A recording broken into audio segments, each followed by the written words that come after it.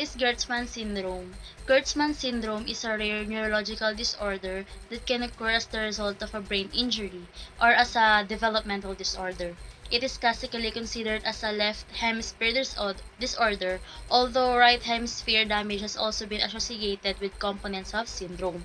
It is characterized by the loss of specific neurological functions, the inability to write, the loss of the ability to do mathematics, the inability to identify one's own or another's fingers, and inability to make the distinction between the right and left side of the body. Example of this is the traumatic brain injury and stroke. So last week we discussed about neurology of attention. When attention systems of the brain are damaged by the disease or trauma, the impact for the individual and society can be significant. So, and therefore, understanding the neural mechanisms of attention is a central goal in neuroscience. Tumor is one of the causes of brain damage. Depending on what part or parts of a person's brain are injured, the individual may experience significant behavioral and emotional changes. One of our topic discussion this week is about fMRI, attention, Balin syndrome, and sensory neglect. So this sensory neglect is the inability to recognize or respond to stimuli in the contralegional visual field, or usually the left side. A patient is likely to ignore the doctor or unable to tell the difference if he or she stands on the neglected side. An example of sensory neglect is, I think it's stroke, and I can somehow relate it to Gerstmann syndrome. So this Gerstmann syndrome, it is a rare neurological disorder that occur as the result of a brain injury or as a developmental disorder.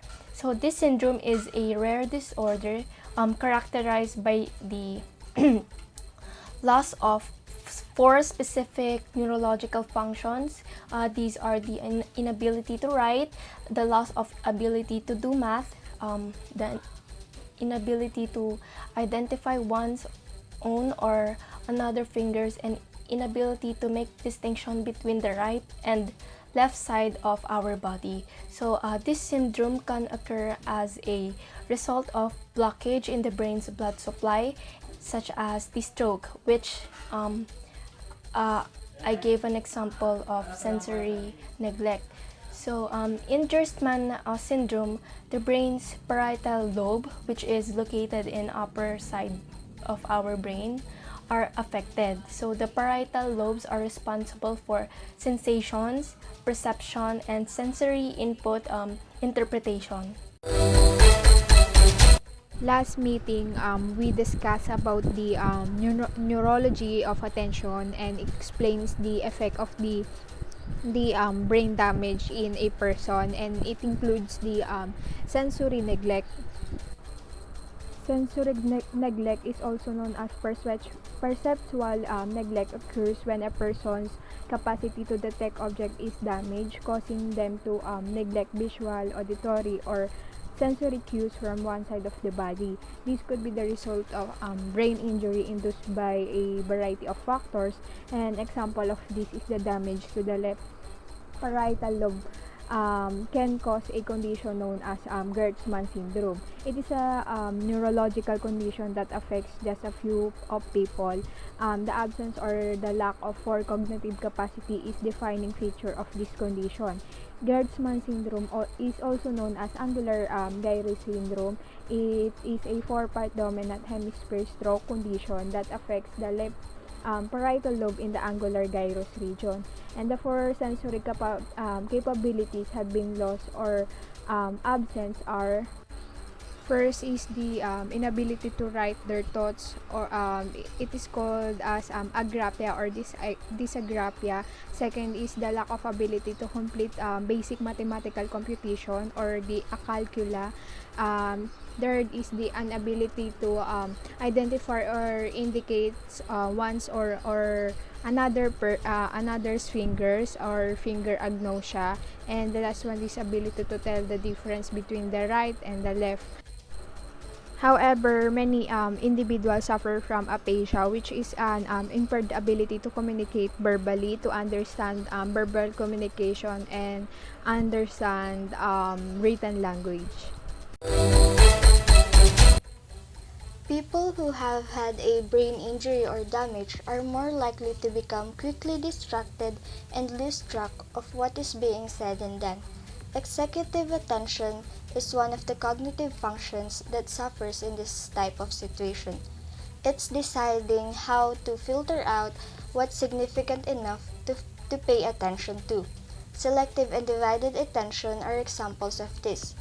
Just like the example in the slides presented to us, the patient was asked to visualize a scenario in which he was in a cathedral.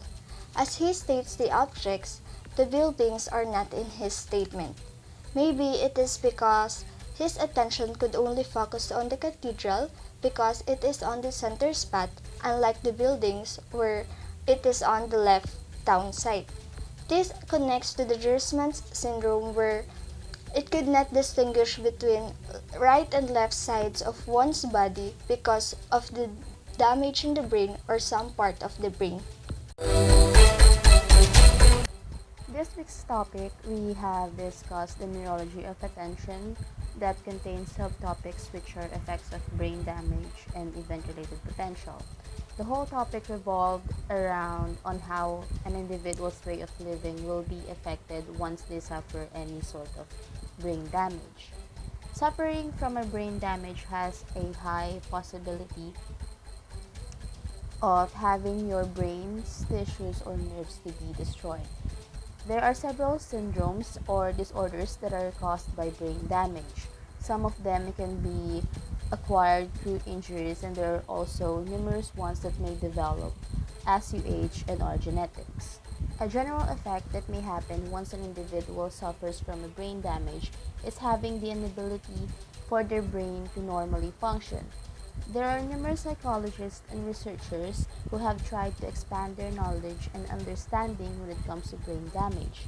And two of them are Biziak and Luzzati, which examined their patient by asking him to imagine himself inside a cathedral square of the Italian city which he grew up from. They have gathered the result when the patient named only gave faded details that connected the cathedral square but still had a failure of being able to give them the full details.